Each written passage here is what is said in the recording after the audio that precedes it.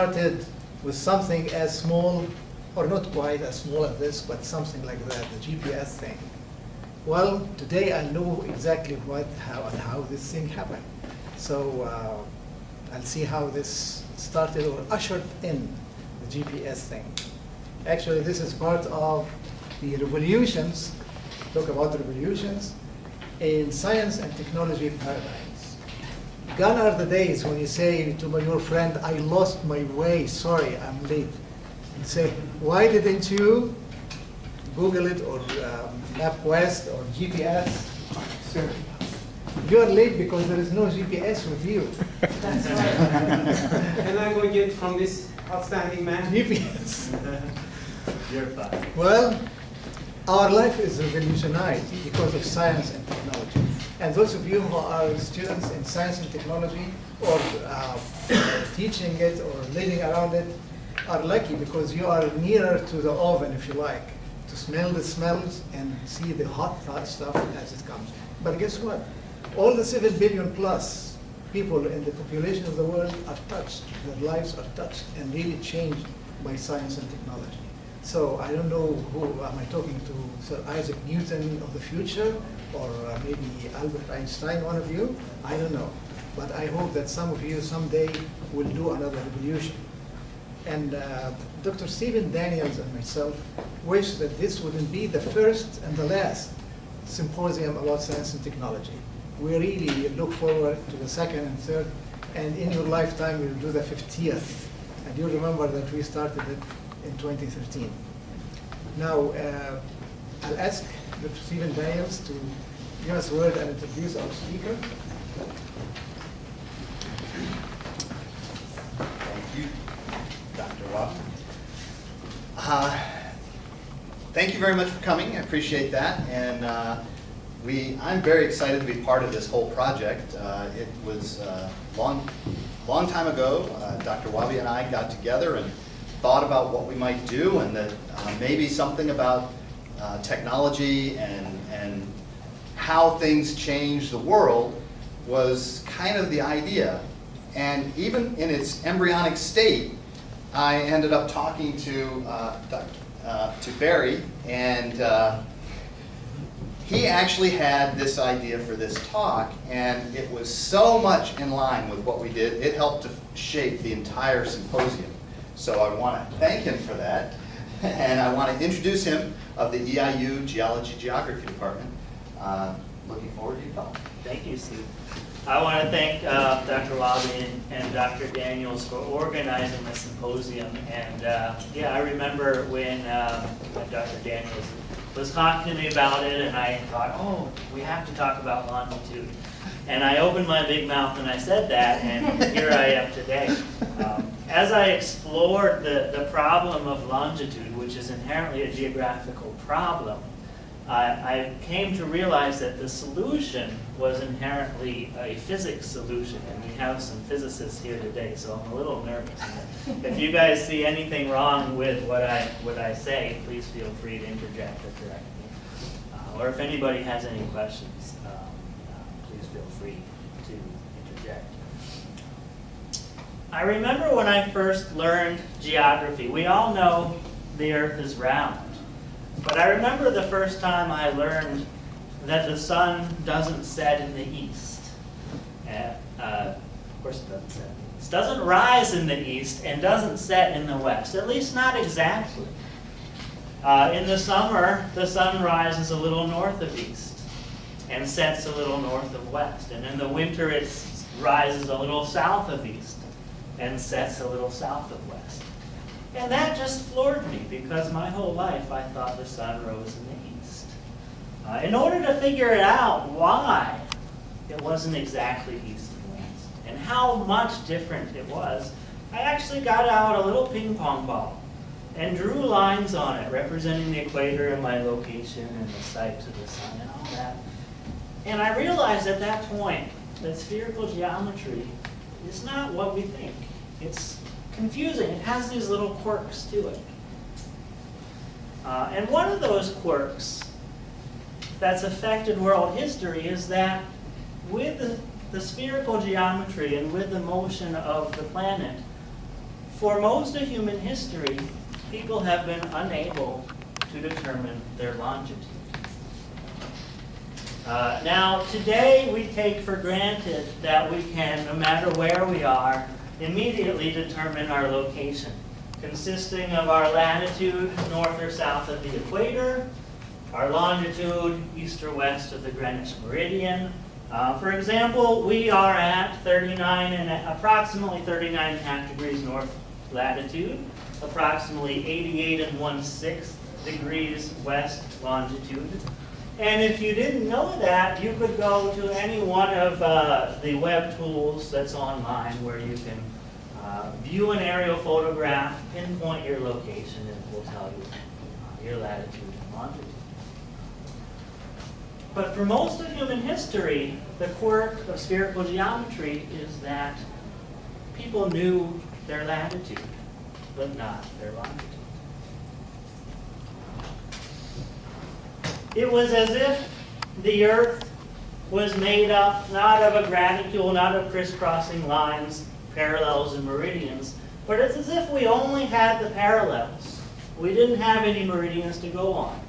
We knew where we were this way. We knew which one of these parallels we were on, but we didn't know where we were east and west. You see, everything is lined up to tell us our latitude. Old sailors knew finding your latitude was really easy. There were so many things that pointed the way. The easiest way was to look at the North Star. If you can locate the North Star above the horizon, and if you find a device that allows you to measure how far above the horizon that North Star is, that angle in degrees is precisely your latitude. The reason that works is because the Earth's motion, latitude derives naturally from it. Latitude indicates your position with respect to the equator, with respect to the north and south poles. And these are the natural marking points of the Earth's rotation. So latitude tells you where you are with respect to these natural locations. With longitude, the problem with longitude is that there is no natural reference point. Everything in the sky is spinning around in a giant circle. And to know your longitude, you have to know where you are on that circle at a given point in time. But the circle looks exactly the same in different places on the Earth.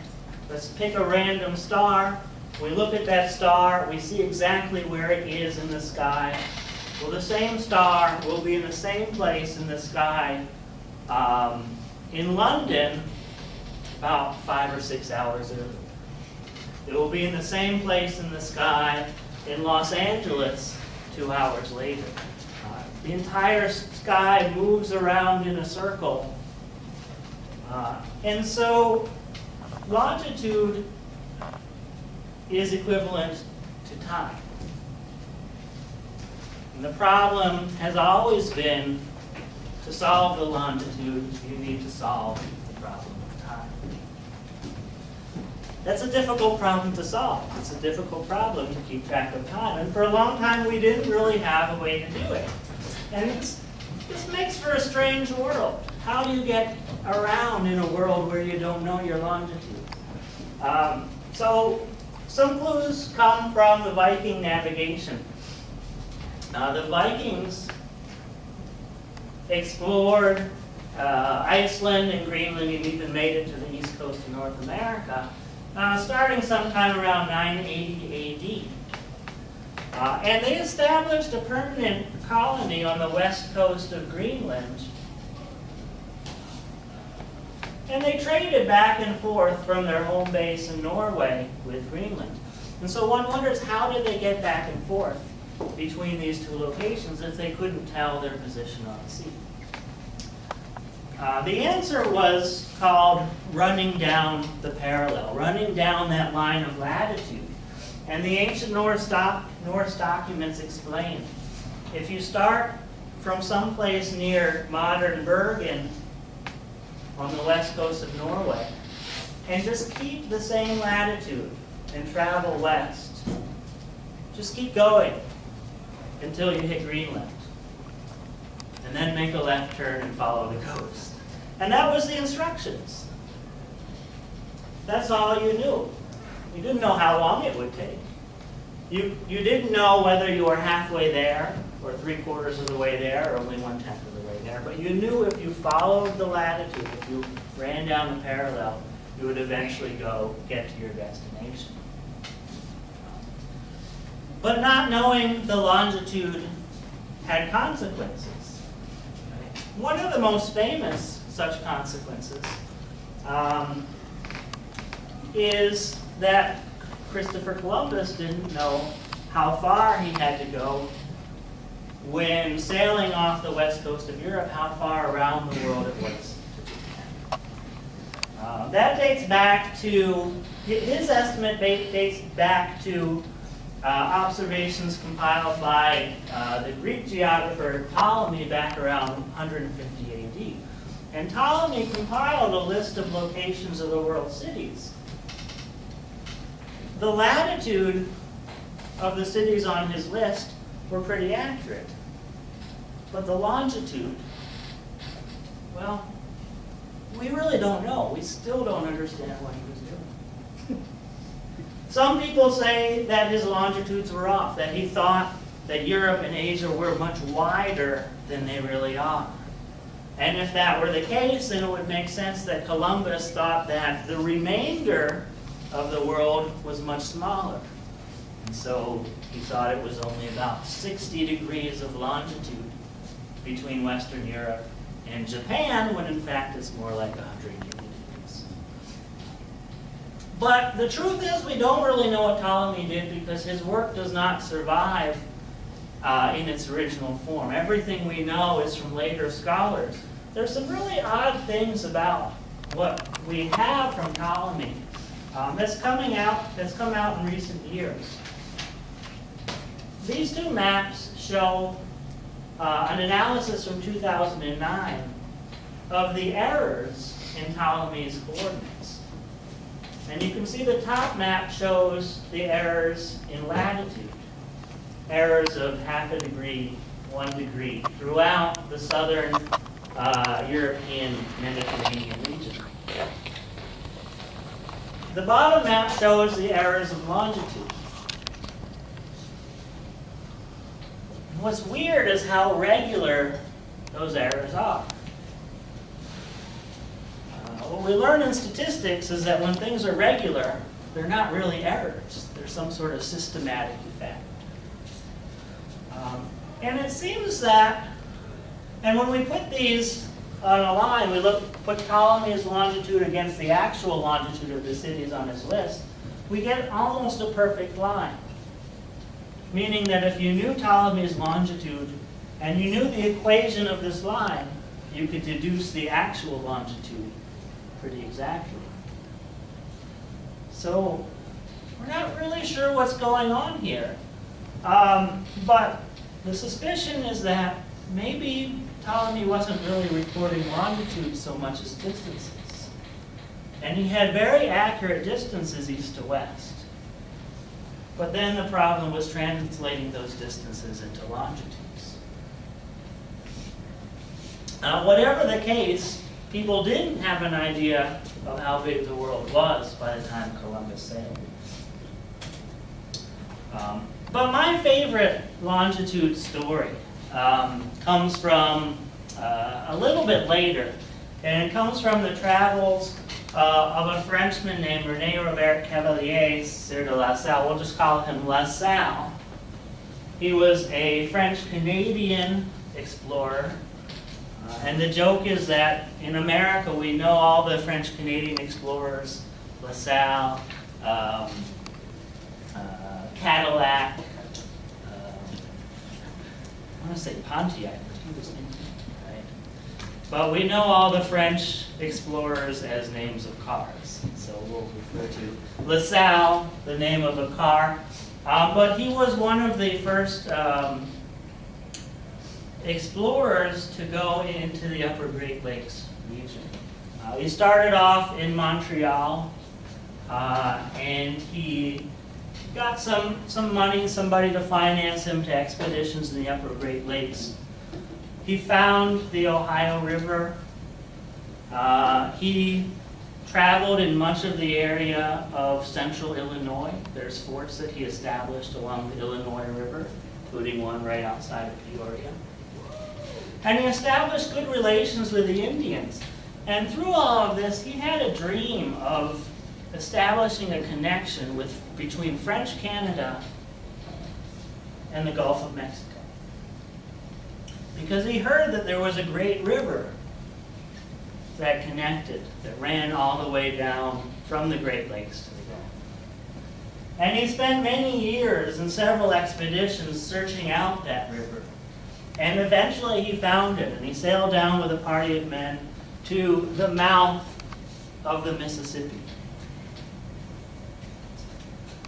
And he was ecstatic. And he went back up the Mississippi River, back to Montreal, petitioned the governor there, didn't get what he wanted, ended up traveling all the way back to France and petitioning the King of France. I've discovered a new land for you. King of France was King Louis, so we called it Louisiana. And he acquired funds and men to establish a colony at the mouth of the Mississippi River.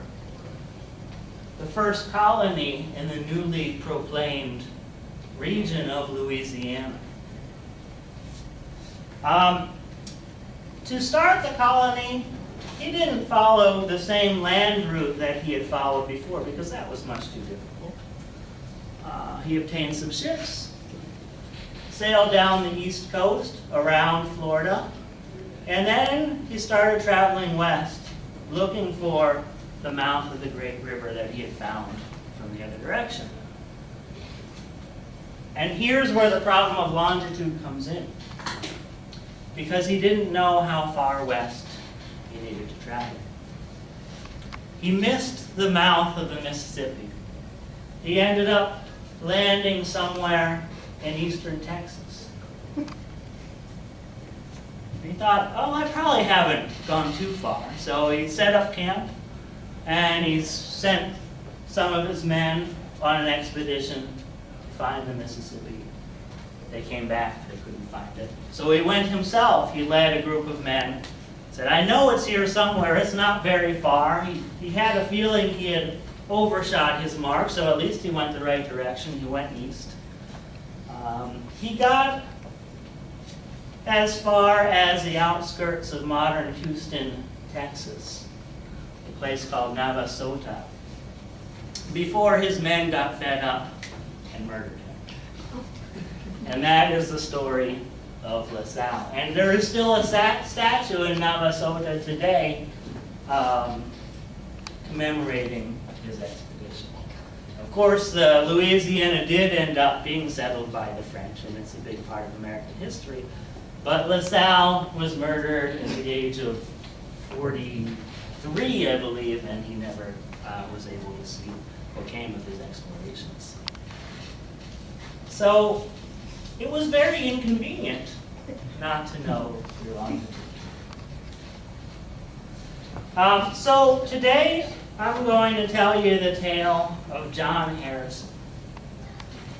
And this tale has become fairly well known on the account of a book, a wonderful book by Davis Sobel, who in the late 90s exposed the world to the story of this hitherto unknown figure, John Harrison, a humble clockmaker in England who solved one of the greatest scientific mysteries or problems of his time, to be able to find the longitude, specifically to find the longitude at sea. And the standard story goes something like this. Harrison, from humble beginnings, no formal education, manages to perfect the art of clockmaking. And in doing so, he petitions for the prize that was going to be awarded to whoever solved the problem of longitude at sea. And he petitioned an agency called the Board of Longitude, which was set up to give away 20,000 British pounds to whoever solved this problem. That was a large sum in its day, probably equivalent to about $5.5 million in US currency today. And the story is that the Board of Longitude was set against it. They were biased because they were all academic ivory tower astronomers, and they thought that the longitude problem would and should be solved by looking at the stars or by looking at the moon or some astronomical observation. They didn't think it should go to a lowly engineer, a clockmaker. But he persisted, and he eventually won his case, but only through intervention of the King of England, who saw how unfair the board was. I think the actual story is a little more complex and more nuanced, and we're going to try to see if we can get across some of that today. And what I found fascinating is how many other threads in the history of science sort of come into play within this story of longitude.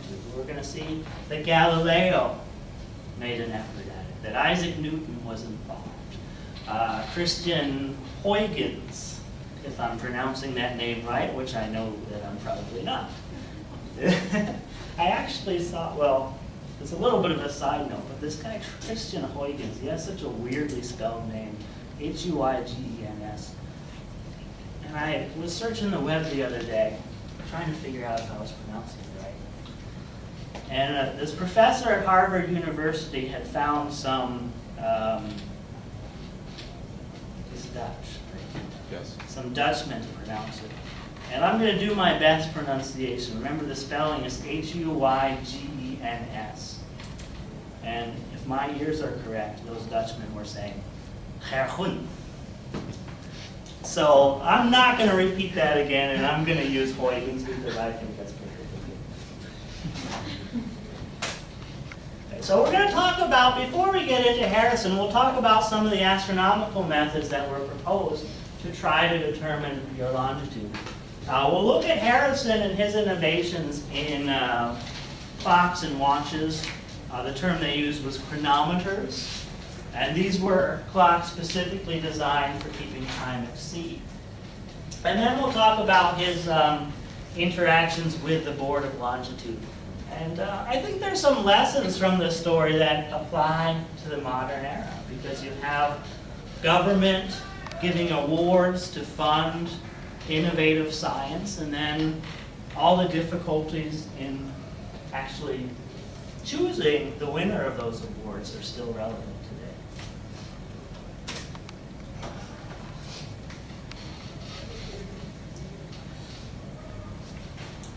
The problem of longitude was a well-known problem throughout the scientific establishment for at least a couple hundred years before John Harrison arrived on the scene.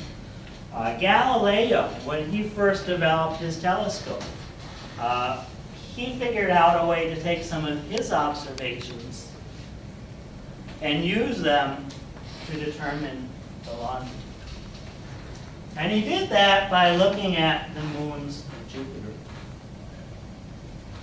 Well, how do you get your longitude from the moons of Jupiter? The connection with all of this is that you know your longitude if you know the time. Because the Earth spins 360 degrees in a day. It's 15 degrees every hour. That's about 60 nautical miles per degree. So I always struggle when I try to get these mathematical concepts out. I'll let you guys do the math in terms of converting seconds and minutes to miles. But it can be done. In fact, I think half a degree is equivalent to about 30 nautical miles. if you know that you are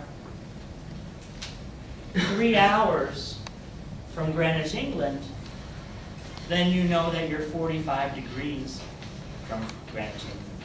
So that's the equation of time that links longitude with time. In other words, if you see the sun highest in the sky at a particular time, and you know that when you make that observation, it's 3 hours later when the same observation was made in Greenwich, England, you know that 3 hours has passed, and therefore you know that you're 45 degrees west of Greenwich, England.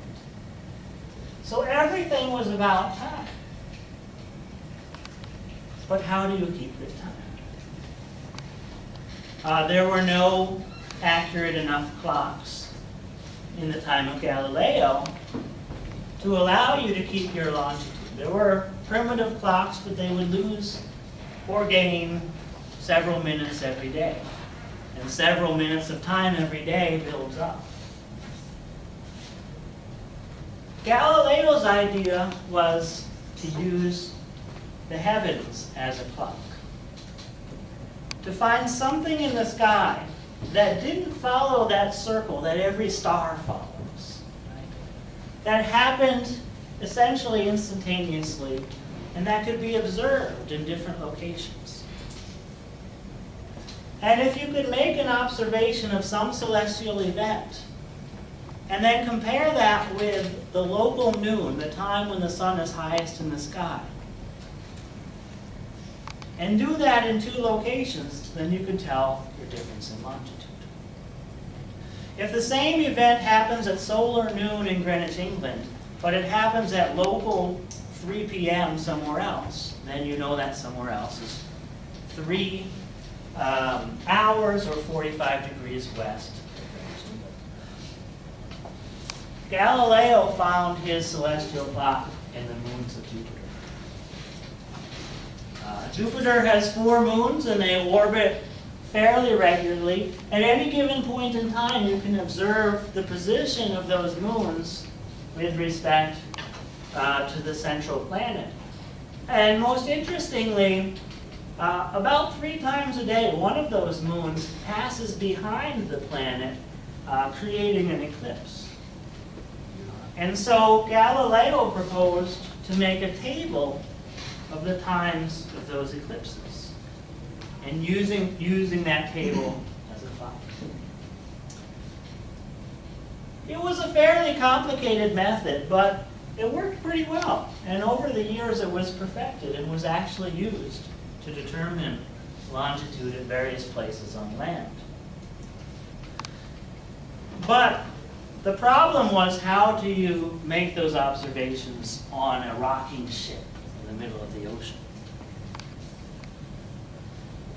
Well, Galileo was undaunted. He devised a means to do that. He developed something he called the celatone, the helmet. And it looks something like what you see here, a helmet with an eyepiece, and the other eye, you would locate Jupiter, and with the eyepiece you can see the moons through a telescope. And in order to make this work on a rocking ship, he developed basically a bathtub sitting inside another bathtub with oil as a lubrication between to eliminate the rocking motion of the ship. And he actually built this, and he tried it out on a ship out off the coast of Medici, and got it to sort of work. He never could quite convince people that an observer could overcome the motions of the rocking ship. On land, it could work, although he did note that if your heart beat too hard, you might lose the sight. But on a ship, it was a little bit too much. He petitioned the King of Spain, tried to get a contract with the King of Spain to give him money to make this work so that Spain could use the knowledge, use the ability to find their longitude to improve their dominance of the seas. But King Philip, well, he thought about it some, but he decided not to go.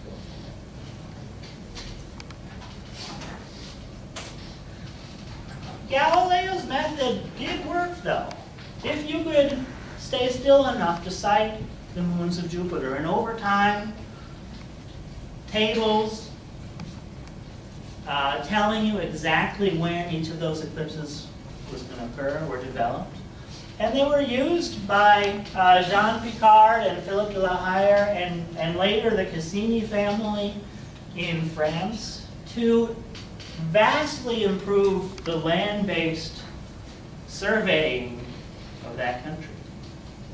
This map right here, this was presented to the King of France in 1679, and what it shows is it shows the old map and where the coastline of France was on the old map. And then a new map of the coastline that was built from observations made using Galileo's method. Unfortunately, the new surveys showed that the Kingdom of France was substantially smaller than everybody thought. And so the king is purported to have jokingly said, "I'm losing more territory to my astronomers than I am to my enemies." But the King of France did approve of all this accurate surveying. In fact, he approved the building of an observatory in Paris for the purpose of helping the surveyors and the Cassini family in particular improve their surveying methods.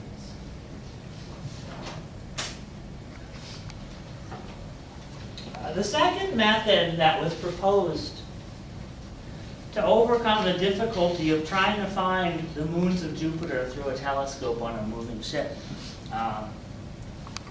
was to use the moon, the Earth's moon.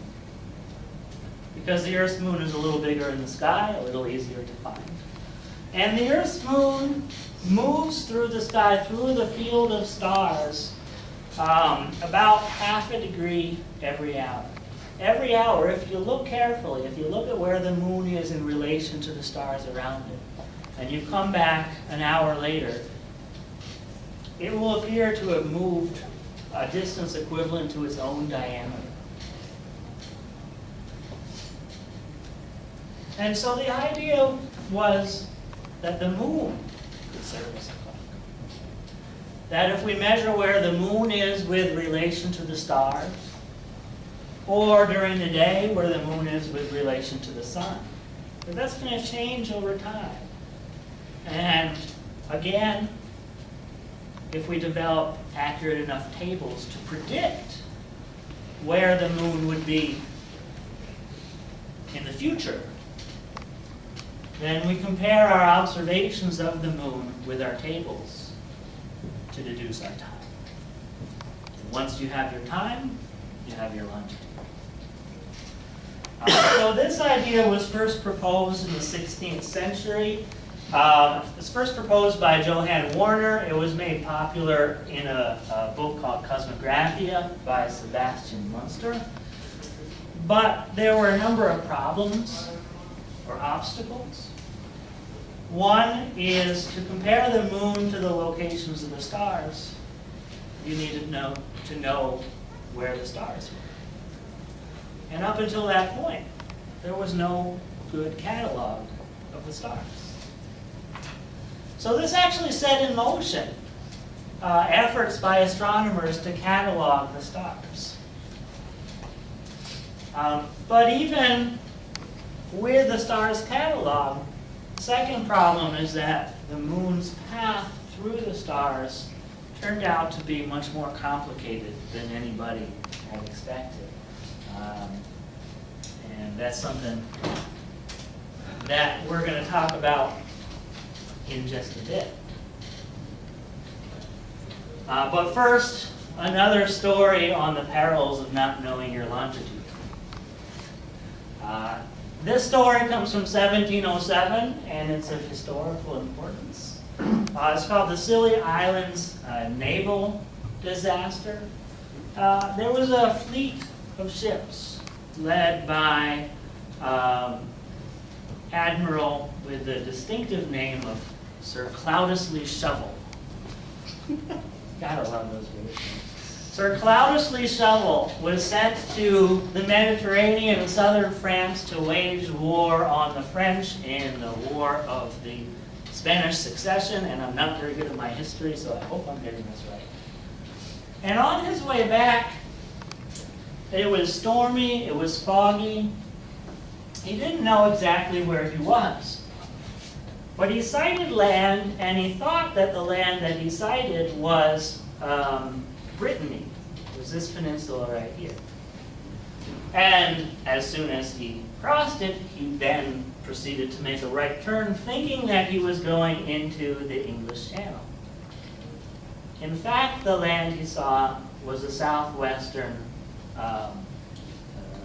end of Britain. And he sailed right into a group of small, low-lying islands called the Scilly Islands.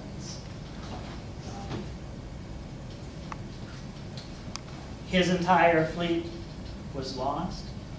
Somewhere between 1,500 and 2,000 men were drowned in the sea. The islands are close enough to the coast that the wreckage all washed ashore, so this was very well known, very well documented. The news spread throughout England very quickly. And this became a rallying cry. Because the English said, we can't be losing our men because we don't know where we are. We have to find a solution to this problem of longitude. And so the British established a prize. Parliament passed the Longitude Act of 1714, awarding a sum of up to £20,000 to any such person or persons who shall discover a proper method of finding the longitude, as soon as such method shall have been tried and found practicable and useful at sea.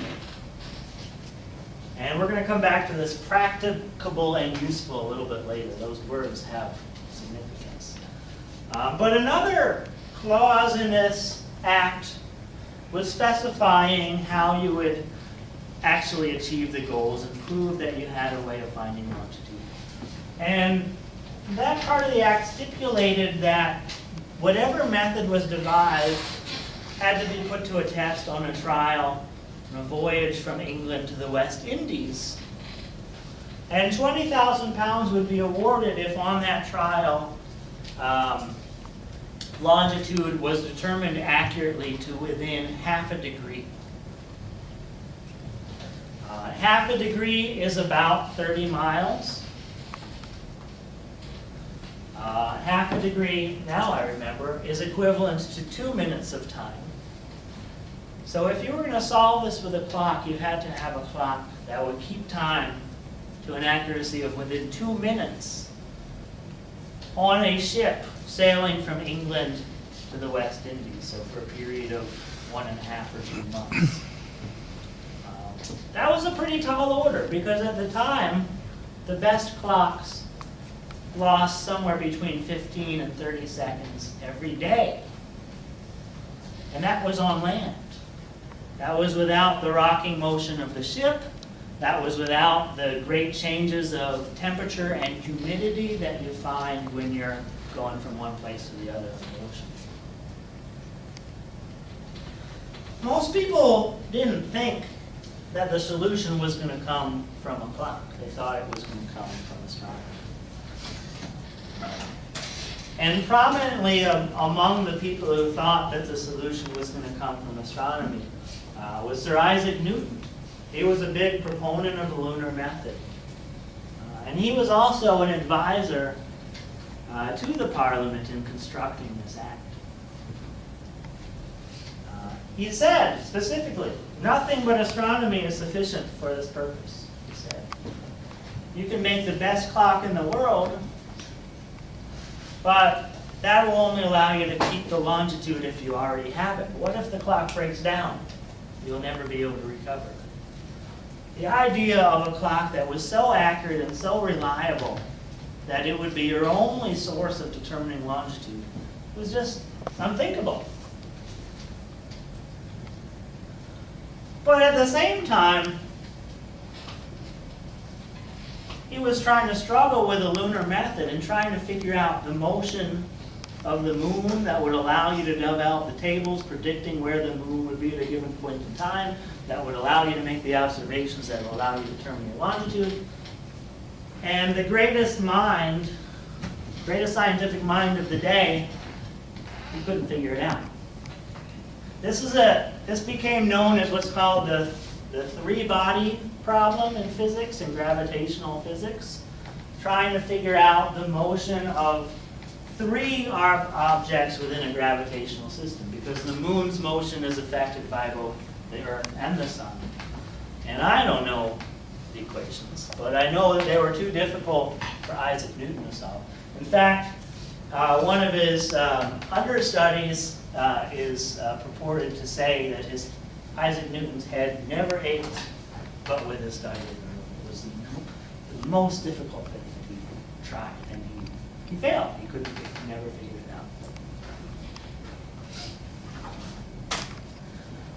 So now, enter on the scene our humble John Harrison. He was born in a small town in mid-northern England. He spent his childhood in a village called Barrow upon Humber. He is the only famous person ever to come out of the village. It was that small. His father was a carpenter. And John followed his father's footsteps and he learned carpentry. But at the time, people were starting to build clocks. Clocks were starting to be accurate enough that people wanted them. Again, they were still losing 15 or 30 seconds a day, but you rewind them, you reset them. That's still good enough that they're starting to be useful. And so he went into clockmaking. And he went in at an early age, and at least when he was a teenager, he started building clocks, which made for kind of an odd combination. A carpenter building clocks. And so his first clocks were actually made out of wood. Here's a picture of the first big commission he got. This was after he had already built some, sort of as a hobby, and shown his mettle as a clockmaker. This was a clock built for a turret, the Brocklesby Park turret clock. And the amazing thing is this is almost entirely built out of wood. And that's something that he innovated, and it's something that he kept with him as he built better clocks later on. The particular wood that he used is a tree called Lignum vitae, or vitae. It comes from South America and Central America. It's the hardest, densest wood on Earth. People still value this wood. It's used to create bearings within hydroelectric plants because nothing else will withstand all the water and all the forces. It's very durable, and it also is self-lubricating. It never dries out. And that turned out to be very important. Because one of the problems with making a clock and keeping it accurate was not the clock, but the oil that was used to lubricate the various parts of the clock would eventually wear out. It would get old. And especially at sea with all the salt water, that lubricating oil was a big problem. He solved that by using wood from Lignum vitae that didn't need lubrication. Just one of many innovations that he developed. He was a very clever man. He was a tinkerer. He was constantly taking his clocks and making them a little better. Rupert Gould, who later dissected his clocks in the early 20th century, said the difficulty with working with his clocks is that he was so stubborn. He never never built a clock and then said, oh, that doesn't work, and threw it away and built another one. Instead, he built a clock and he said, oh, that's not quite right. And so then he added something to it to fix the existing problems.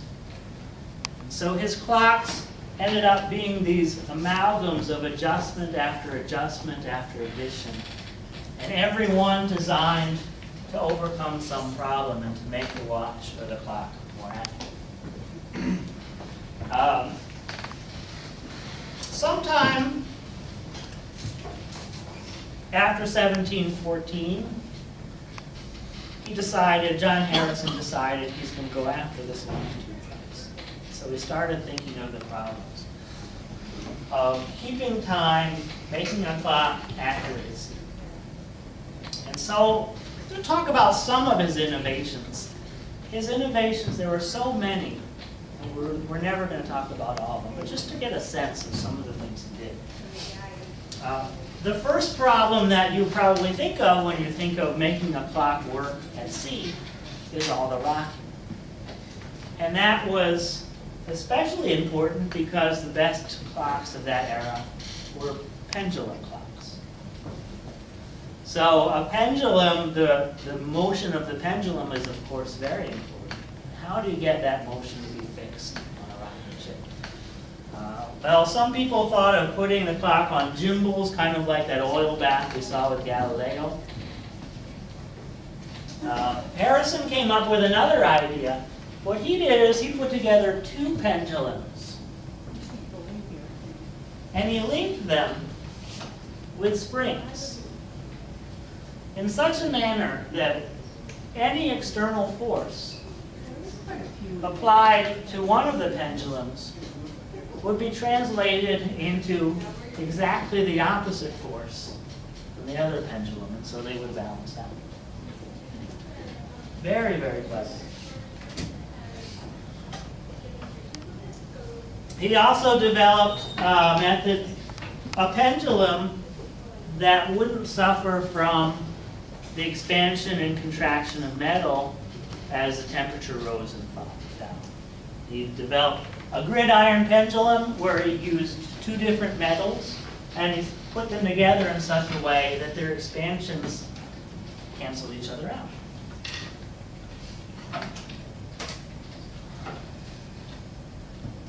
He perfected the cycloidal cheek.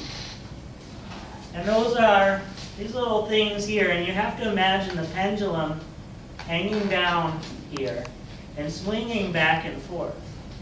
And a pendulum, in theory, will keep perfect time if its arc is very small.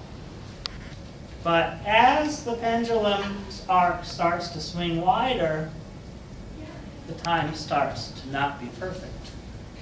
Well, he compensated for that by making the suspension mechanism so that the pendulum, instead of swinging in a perfect circle, would swing in a slightly different arc.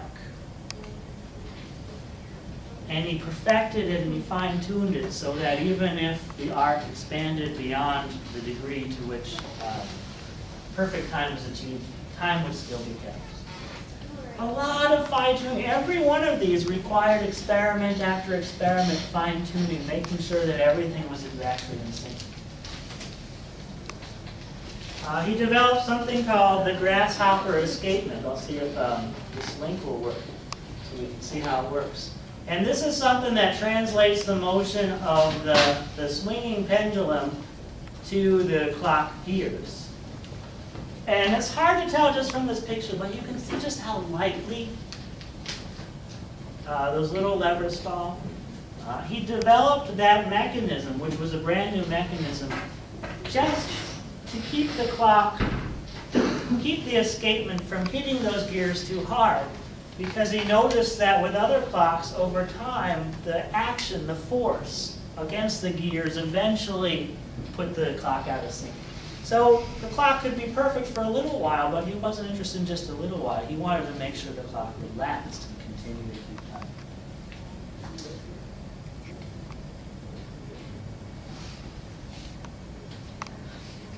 So he put all these together, and in 1730, he hopped on down to London with his brand new clock and with a lot of confidence, and he met with the director of the Board of Longitude, Edmund Halley, famous for Halley's Comet. And he said, I've got a way to solve this problem. And Edmund Halley said, I know nothing about clocks. And this was to be a theme in John Harrison's interaction with the Board of Longitude. But Halley did introduce Harrison to one of the premier clockmakers of the day, George Graham, who encouraged him to continue. He was obviously impressed with Harrison's work.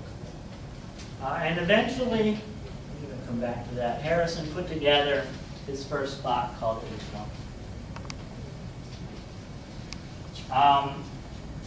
This was set on a trial from London to Lisbon and found to be very accurate.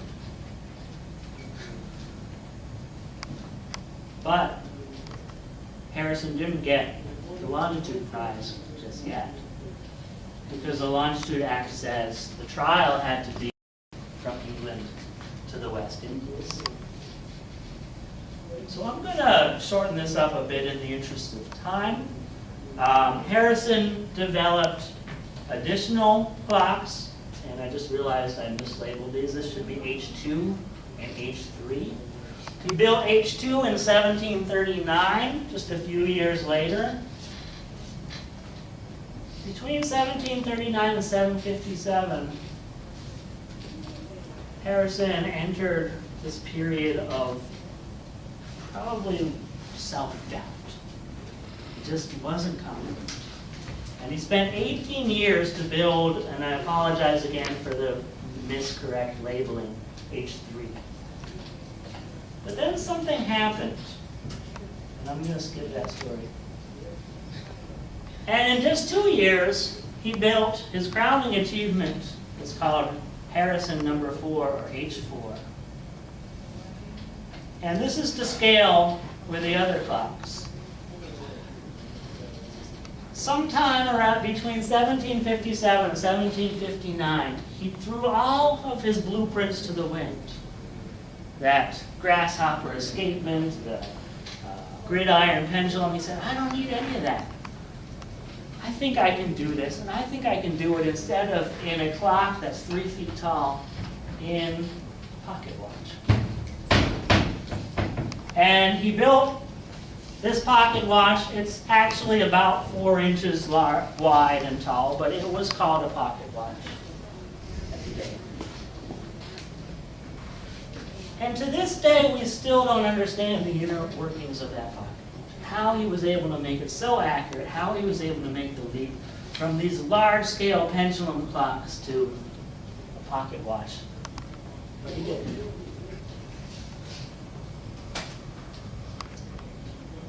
That's what it looks like. The trial at sea, he was first sent on a ship to Jamaica, where the clock, again, kept nearly perfect time, seemed to clearly meet the demands of the Longitude Board, went back to England, and the Longitude Board said, yeah, but we're not really sure of the longitude of Jamaica, so we can't give you the prize. And there's some other things as well. He also assumed a going rate, a certain rate that the clock was fast every day, that he sort of took out of the calculations. And he said, you didn't tell us that beforehand. How do we know you just didn't make that number up? So we said, okay, I'll do it again. This time I'll tell you the going rate before I leave. And he was given a passage on a ship to Barbados. And again, the watch performed well, got him to under half a degree, and he got back to England. And at that point, it seemed clear to him that he had won the prize. And this is where the story gets interesting, because the Board of Longitude now started to throw at him some caveats. And they looked back to the original Longitude Act of 1714. Remember, this is 45 years earlier that this was written. And they keyed in on the words practicable and useful.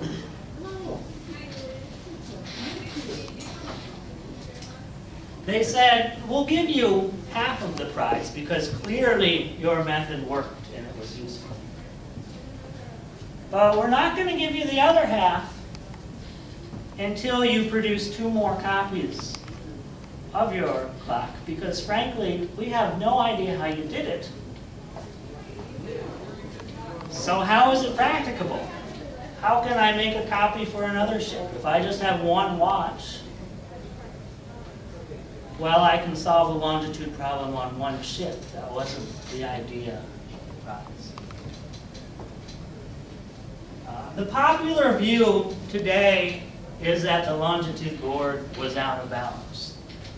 That they put stipulation upon stipulation upon John Harrison. And he was an old man by this point, and it was very hard for him to deal with. He eventually appealed to the king, by the way. And the king convinced Parliament to pass another act to grant him the rest of the prize. But in the meantime, he was working to try to fulfill the demands of the Longitude Board, and he was very much aggravated by the process. But this does pose a lot of interesting questions about intellectual property, about what it means to solve a problem, about what is the role in government in promoting a scientific solution. Because when the Longitude Act was initially created in 1714, everybody thought that the solution was going to be in the stars, in the moon. And that's not copyrightable, so there was no issue. But at the end, it ended up being solved by a clock, by a machine, and so all the issues of patents and copyrights and intellectual property. I'm running out of time, so I think I'm going to leave it there. I do want to note, a lot of what we know about the clock comes from one man named Rupert Gould, who spent 15 years of his life in the early 1900s restoring Harrison's clocks piece by piece. Very meticulous task, and we owe a huge amount of thanks to him. The clocks are still on display in the Royal Astronomy Museum in Greenwich, England. I haven't been there, but I've heard from some people who have been there. It's a fascinating display. And so I'm going to leave it there, and maybe we have time for some questions. I know there's another talk coming up. I have 20 questions. 20 questions, okay. But I leave the floor for anybody who has any other questions. Make other clocks like his pocket watch? Like, were they ever able to duplicate it? Yeah, so he got a guy named Kendall to work with him, and Kendall ended up making a couple replications, and then from there it kind of just grew. A lot of clocks. Before that, it was just one at a time, and it took a year or 2 years just to build one clock. So he just didn't think about writing this when he first. Oh, he was terrible. He tried, but he was a terrible writer. He was a great tinker, a great craftsman, but a terrible writer. Nobody could understand what he wrote. Just curious, how could they use technology to do the gears and the other stuff that they did this thing? I mean, it's very accurate, it seems, and That's a great question. I honestly. it's amazing. In the 1700s or something? It is. You know.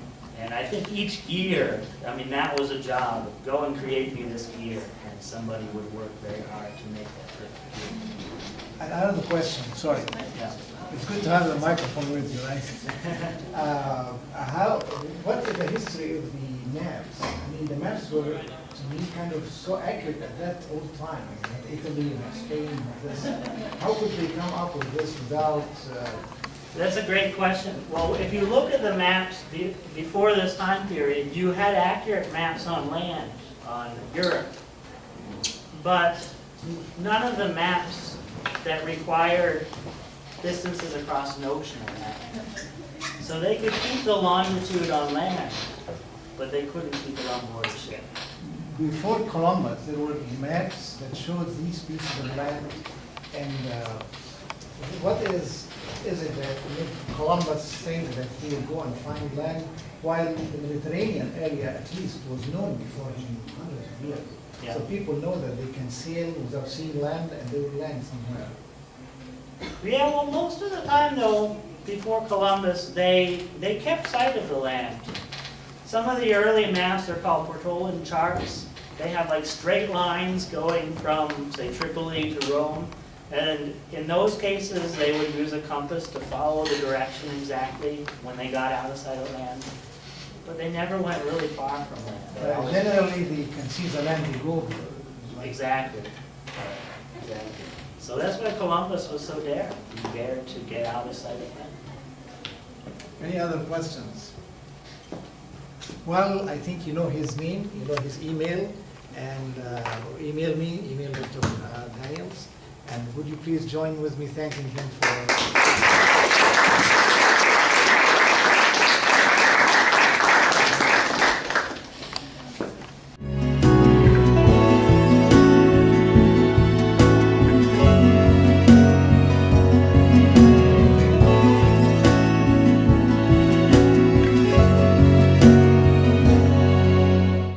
Immediately determine our location, consisting of our latitude north or south of the equator, our longitude east or west of the Greenwich meridian. For example, we are at approximately 39.5 degrees north latitude, approximately 88 1/6 degrees west longitude. And if you didn't know that, you could go to any one of the web tools that's online where you can view an aerial photograph, pinpoint your location, and it will tell you your latitude and longitude. But for most of human history, the quirk of spherical geometry is that people knew their latitude, but not their longitude. It was as if the Earth was made up not of a graticule, not of crisscrossing lines, parallels, and meridians, but it's as if we only had the parallels. We didn't have any meridians to go on. We knew where we were this way. We knew which one of these parallels we were on, but we didn't know where we were east and west. You see, everything is lined up to tell us our latitude. Old sailors knew finding your latitude was really easy. There were so many things that pointed the way. The easiest way was to look at the North Star. If you can locate the North Star above the horizon, and if you find a device that allows you to measure how far above the horizon that North Star is, that angle in degrees is precisely your. Came to realize that the solution was inherently a physics solution, and we have some physicists here today, so I'm a little nervous. If you guys see anything wrong with what I say, please feel free to interject or correct me. Or if anybody has any questions, please feel free to interject. I remember when I first learned geography. We all know the Earth is round. But I remember the first time I learned that the sun doesn't set in the east. Of course it doesn't set in the east. It doesn't rise in the east and doesn't set in the west, at least not exactly. In the summer, the sun rises a little north of east and sets a little north of west. And in the winter, it rises a little south of east and sets a little south of west. And that just floored me, because my whole life I thought the sun rose in the east. In order to figure it out why it wasn't exactly east and west, and how much different it was, I actually got out a little ping pong ball and drew lines on it representing the equator and my location and the sight to the sun and all that. And I realized at that point that spherical geometry is not what we think. It's confusing. It has these little quirks to it. And one of those quirks that's affected world history is that with the spherical geometry and with the motion of the planet, for most of human history, people have been unable to determine their longitude. Now, today we take for granted that we can, no matter where we are,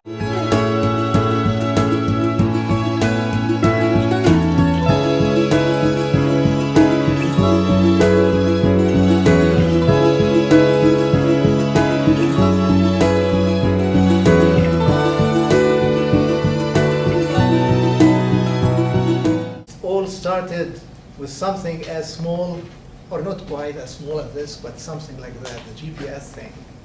Well, today I know exactly what, how, and how this thing happened. So I'll see how this started or ushered in the GPS thing. Actually, this is part of the revolutions, talk about revolutions, in science and technology paradigms. Gone are the days when you say to your friend, I lost my way, sorry, I'm late. You say, why didn't you Google it or MapQuest or GPS? Sir, you're late because there is no GPS with you. That's right. And I'm going to get from this outstanding man. GPS. you're fine. Well, our life is revolutionized because of science and technology. And those of you who are students in science and technology or teaching it or living around it are lucky because you are nearer to the oven, if you like, to smell the smells and see the hot stuff as it comes. But guess what? All the 7 billion plus people in the population of the world are touched. Their lives are touched and really changed by science and technology. So I don't know who am I talking to, Sir Isaac Newton of the future, or maybe Albert Einstein, one of you? I don't know. But I hope that some of you someday will do another revolution. And Dr. Stephen Daniels and myself wish that this wouldn't be the first and the last symposium about science and technology. We really look forward to the second and third, and in your lifetime you'll do the 50th. And you'll remember that we started it in 2013. Now, I'll ask Dr. Stephen Daniels to give us a word and introduce our speaker. Thank you, Dr. Wab. Thank you very much for coming. I appreciate that. And I'm very excited to be part of this whole project. It was a long time ago. Dr. Wabi and I got together and thought about what we might do, and that maybe something about technology and how things change the world was kind of the idea. And even in its embryonic state, I ended up talking to Barry, and he actually had this idea for this talk, and it was so much in line with what we did, it helped to shape the entire symposium. So I want to thank him for that, and I want to introduce him of the EIU Geology Geography Department. Looking forward to your talk. Thank you, Steve. I want to thank Dr. Wabi and Dr. Daniels for organizing the symposium. And yeah, I remember when Dr. Daniels was talking to me about it, and I thought, oh, we have to talk about longitude. And I opened my big mouth and I said that, and here I am today.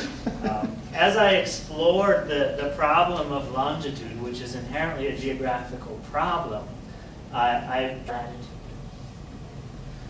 the reason that works is because the Earth's motion, latitude derives naturally from it. Latitude indicates your position with respect to the equator, with respect to the north and south poles. And these are the natural marking points of the Earth's rotation. So latitude tells you where you are with respect to these natural locations. With longitude, the problem with longitude is that there is no natural reference point. Everything in the sky is spinning around in a giant circle. And to know your longitude, you have to know where you are on that circle at a given point in time. But the circle looks exactly the same in different places on the Earth. Let's pick a random star. We look at that star, we see exactly where it is in the sky. Well, the same star will be in the same place in the sky In London, about 5 or 6 hours early. It will be in the same place in the sky in Los Angeles 2 hours later. The entire sky moves around in a circle. And so longitude is equivalent to time. And the problem has always been, to solve the longitude, you need to solve the problem of time. That's a difficult problem to solve. It's a difficult problem to keep track of